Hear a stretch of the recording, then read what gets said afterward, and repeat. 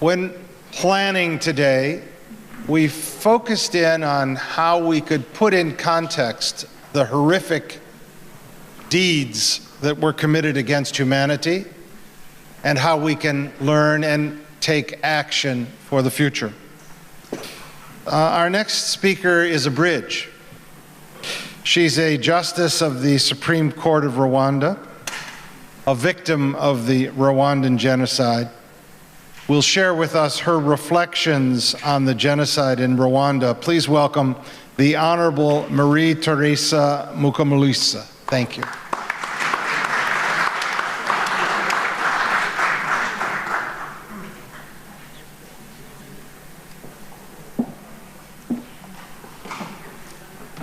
Thank you so much. Good afternoon.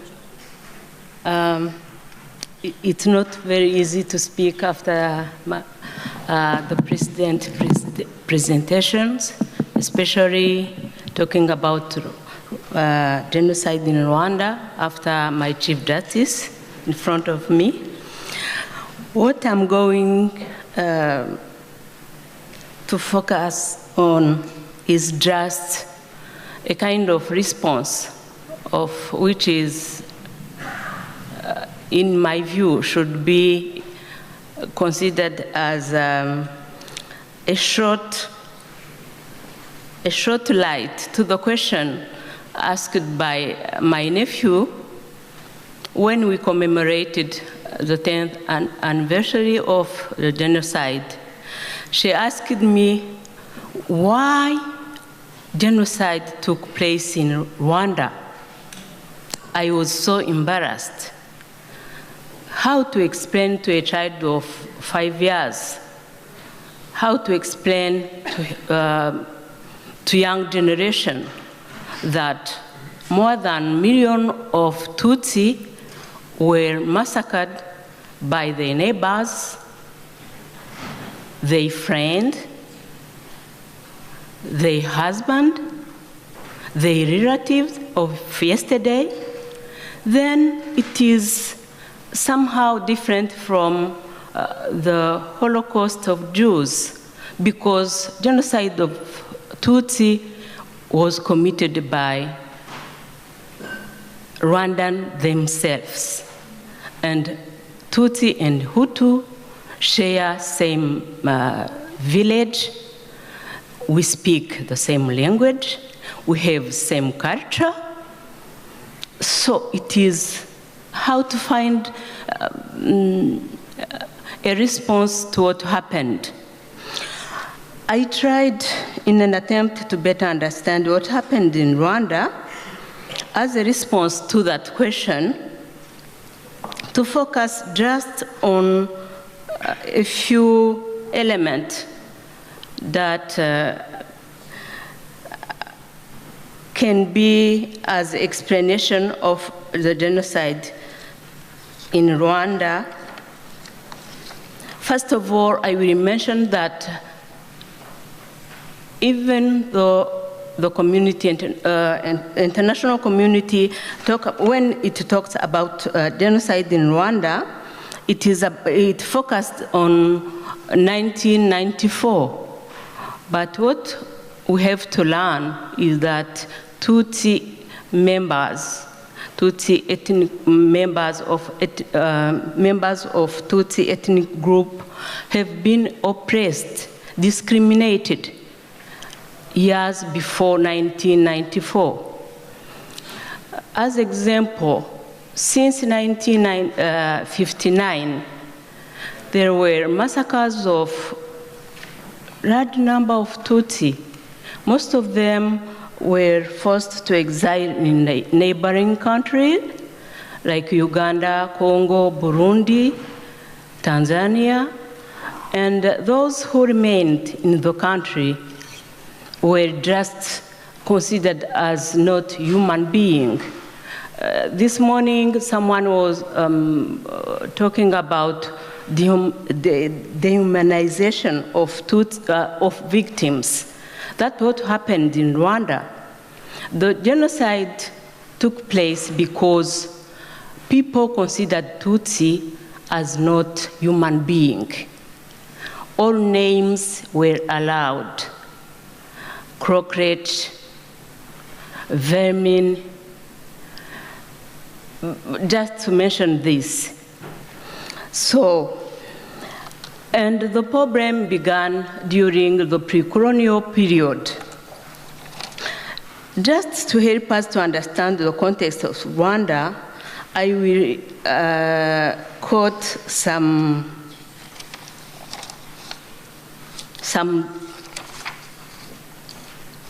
document from colonial period. In 1959, there was a publication of a missionary, Catholic missionary in Rwanda, saying that, I'm quoting, Tutsi came from Asia through Egypt, Abyssinia, to the Great Lakes.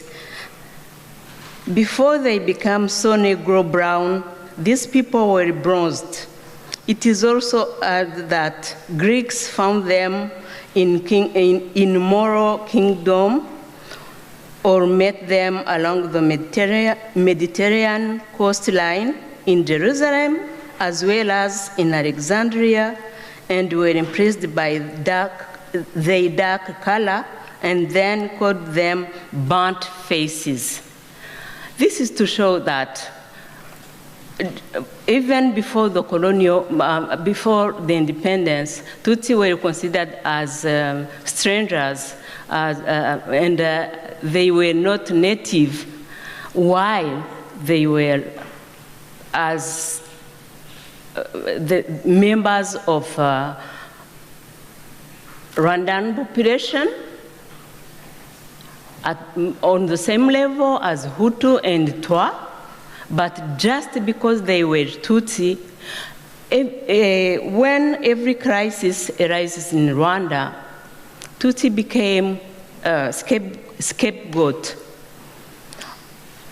And that explains why the genocide was committed in a way that can be explained, because as it has been said,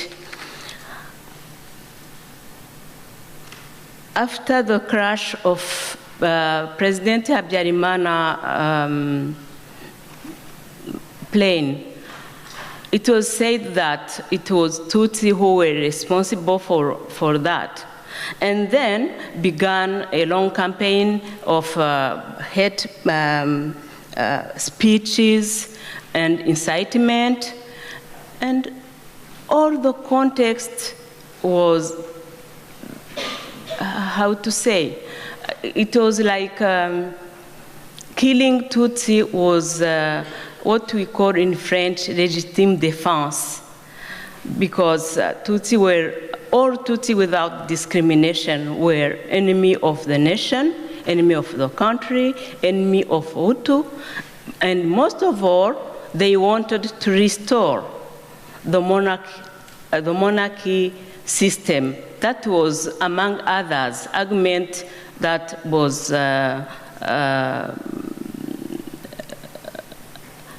said during that period. Now, what I can say is that even before 1995, as I mentioned, the context was that Tutsi were deeply oppressed and excluded from all kinds of life. The system of education was conceived accordingly, school, army, and so on. And when, by miracle, if we found lots of Tutsi, for example, in public administration, it was a problem, because during that period, there was an instauration of quota that reserved to Tutsi because they are minority ethnic group.